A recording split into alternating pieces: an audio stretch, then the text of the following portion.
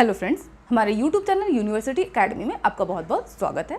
Cloud computing subject के इस lecture series में आज जिस टॉपिक की हम बात करेंगे वो है IAM security mechanism, right. So IAM basically stands for identity and access management, right. So identity and access management की बात करते हैं तो बेसिकली ये क्या करता है कि सपोज जितने भी यूजर्स डिफरेंट सर्विसेज को यूज कर रहे हैं, ठीक है, तो उसका आइडेंटिफिकेशन ऑफ यूजर्स या उसका क्या एक्सेस मींस वो कौन सी सर्विसेज को एक्सेस कर सकते हैं, ठीक है, उसको ऑथराइज करना यूजर को, उनको ऑथेंटिकेट करना, ये सारी चीजें बेसिकली इसमें ये IAM प्रोवाइड करता है। मींस कि basically it provides some security standards जिसके बेसिस पे डिफरेंट यूजर्स को आइडेंटिफाई कर सकते हैं और उसका एक्सेस राइट डिफाइन कर सकते हैं, राइट। सो इसको टेक्निकली कैसे डिफाइन करेंगे वो मैंने इसका टेक्निकल डेफिनेशन एक यहाँ पे मेंशन किया हुआ है, वो हम देख लेते हैं।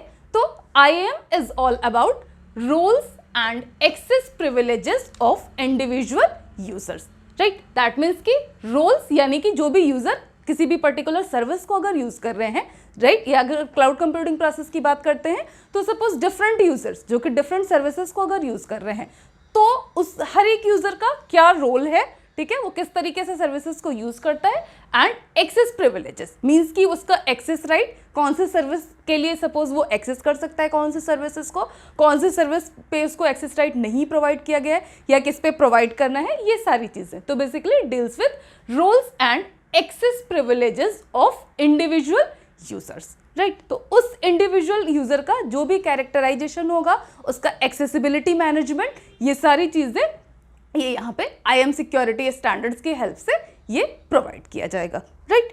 अब इसके साथ अगर हम एडिशनली बात करें तो basically IAM also defines the circumstances in which user is granted those privileges, right. यानी कि अब इसमें और क्या कर सकते हैं एडिशनली कि ये तो होगा ही कि रोल्स और एक्सेस प्रिविलेजेस डिफाइन करेंगे as well as different circumstances, वो भी यहाँ पर डिफाइन करेंगे कि कौन कौन सी सिचुएशंस होंगी, किस कंडीशंस में यूजर्स को एक्सेस राइट प्रोवाइड किए जा सकते हैं, कौन सी ऐसी सर्कमस्टांसेस होंगी जहाँ पे यूजर को कोई भी सर्विस प्रोवाइड नहीं की जाएगी, राइट। तो ये है IAM, दैट मीन्स कि आइडेंटिटी एंड एक्सेस मैनेजमेंट, ठीक है।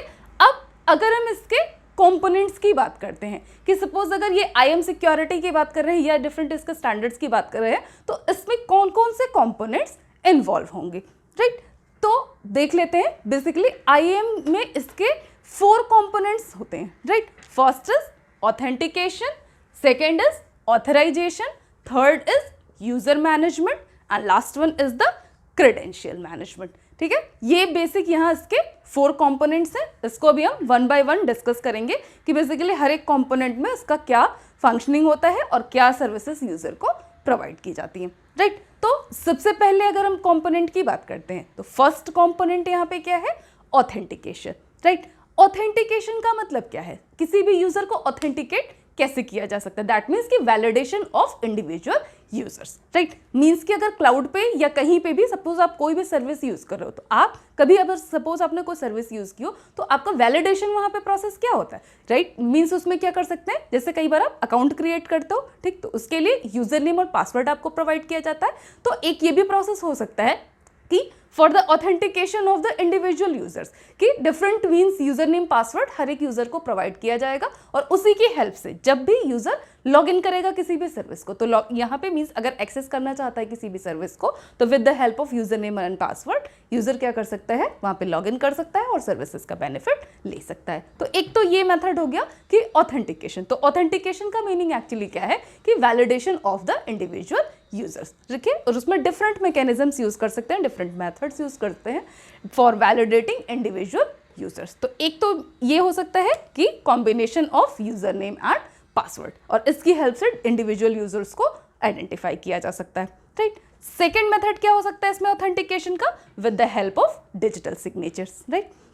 सपोज किसी ऑर्गेनाइजेशन में अगर डिफरेंट यूजर्स उस पर्टिकुलर प्रोसेसिंग में या सर्विसेज यूज करने में इन्वॉल्व है तो वहाँ पे क्या होगा, हर एक यूजर को डिजिटल सिग्नेचर्स प्रोवाइड किए जाते हैं और उसी की हेल्प से वो क्या कर सकता है, उसका आइडेंटिफिकेशन वहाँ पे प्रोवाइड किया जाएगा। जैसे आपने मोस्टली बैंक्स वगैरह में देखा होगा, वहाँ पे जब भी जो मैनेजर वगैरह होते हैं वो अगर सिस्टम लॉगिन जब भी उन्हें करना होता है तो with the help of this digital signature वो सिस्टम उसका आइडेंटिफिकेशन करता है उस यूजर का, देन ओनली सर्विस यहाँ पे वो यूजर यूज कर सकता है, राइट।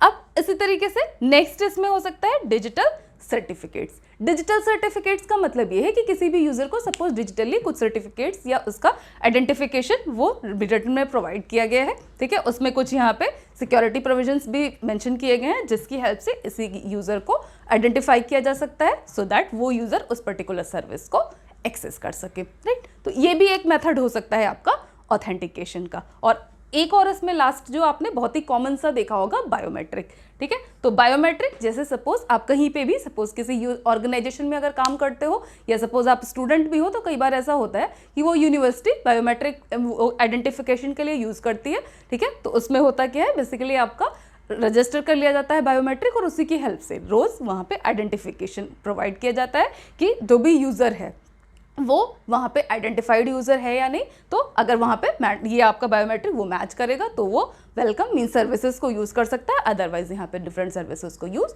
नहीं कर सकता है, राइट। तो ये तो हो गया ऑथेंटिकेशन, ठीक है, ऑथेंटिकेशन, और ये मेथड्स हो गए डिफरेंट ऑथेंटिकेशन के। अब नेक्स्ट अगर हम बात करते हैं नेक्स्ट कॉम्पोनेंट, तो नेक्स्ट है आपका ऑथराइजेशन।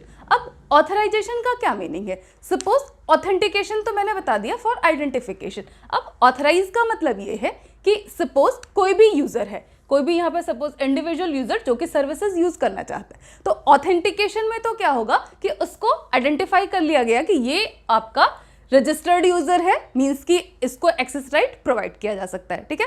तो यूजर नेम पासवर्ड का यूज करके सपोज इसने सर्विसेज को लॉग इन कर लिया। अब लॉग इन करने के बाद भी उसमें क्या होता है, कुछ सर्विसेज जो कि किसी पर्टिकुलर यूजर को प्रोवाइड की जाती हैं, कुछ और सर्विसेज होंगी जो किसी दूसरे से यूजर को प्रोवाइड की जाएंगी। तो ऑथराइजेशन में क्या करेंगे, अब हम चेक करेंगे कि कौन सी सर्विस यूज करने के लिए किस यूजर को अथॉरिटी दी गई है, ठीक है।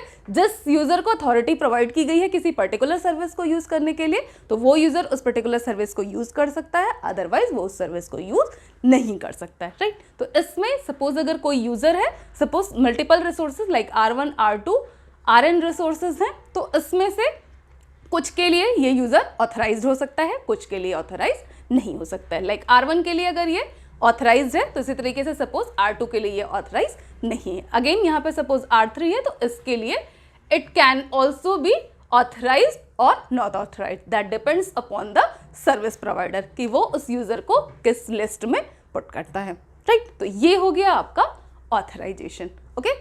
अब नेक्स्ट है थर्ड कंपोनेंट, तो थर्ड कंपोनेंट इसका हो जाएगा यूजर मैनेजमेंट, ठीक है।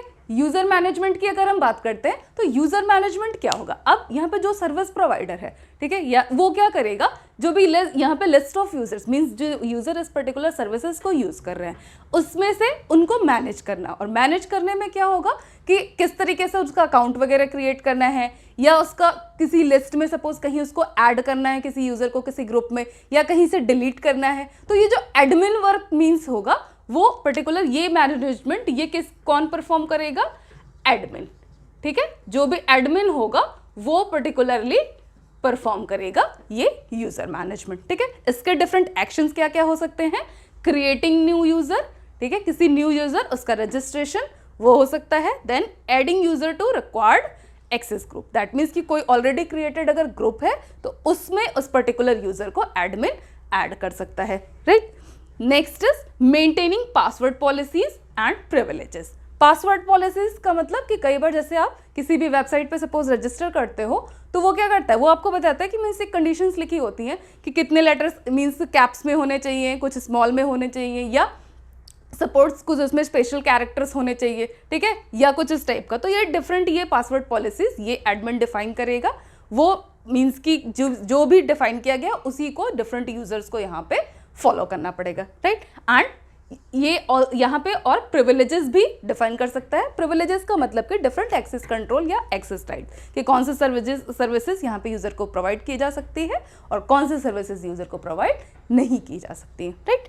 अब ये तो हो गया आपका यूजर मैनेजमेंट थर्ड कंपोनेंट। अब फोर्थ कंपोनेंट की बात करते हैं तो last one is the credential management, right. Credential management का मतलब कि जो भी क्रेडेंशियल्स किसी भी पर्टिकुलर यूजर को आइडेंटिफाई करने के लिए यूज किए जा रहे हैं उसका मैनेजमेंट। तो बेसिकली इसमें क्या फंक्शन होगा तो देख लेते हैं, establishing identities and access control rules for users, right. तो इसमें एस्टैब्लिशिंग आइडेंटिटीज का मतलब कि डिफरेंट आइडेंटिफिकेशन के लिए क्या मेथड्स यूज किए जा सकते हैं उसको डिफाइन करेगा, एंड एक्सेस कंट्रोल रूल्स के डिफरेंट क्या एक्सेस मैकेनिज्म्स हो सकते हैं, किस तरीके से कौन से यूजर किस सर्विस को यूज कर सकता है, ये सारी पॉलिसीज, ये सारे रूल्स इसमें बेसिकली डिफाइन होते हैं, राइट। तो ये थे आपके IAM के 4 components, authentication, authorisation, user management and credential management, right. तो अगर कोई भी यूजर है, सपोज सर्विसेज को अगर यूज कर रहा है, तो ये डिफरेंट जो भी ये स्टैंडर्ड्स कह सकते हैं या जो ये कंपोनेंट्स हैं ये अप्लाई होंगे उस पर्टिकुलर यूजर को सर्विसेज ग्रांट करने के लिए, उसकी सर्विसेज को डिफाइन करने के लिए, या यूजर के डिफरेंट रूल्स को एंड आइडेंटिफिकेशन को यहाँ पे डिफाइन करने के लिए, ठीक है। ये सारा प्रोसेस फॉलो करके ही कोई यूजर डिफरेंट सर्विसेज को यूज कर सकता है, या जो सर्विस प्रोवाइडर होगा वो डिफरेंट यूजर्स को सर्विसेज प्रोवाइड कर सकता है, राइट। सो आज के लिए बस इतना ही, बाकी की चीजें हम अपने नेक्स्ट वीडियो में लेके आएंगे। अगर आपको ये वीडियो अच्छा लगा हो तो आप इसको लाइक कर सकते हो और अपने फ्रेंड्स के साथ ज़्यादा से ज़्यादा शेयर कर सकते हो, और अगर अभी तक आपने हमारे चैनल को सब्सक्राइब नहीं किया है तो आप उसको सब्सक्राइब भी कर सकते हो। Thank you.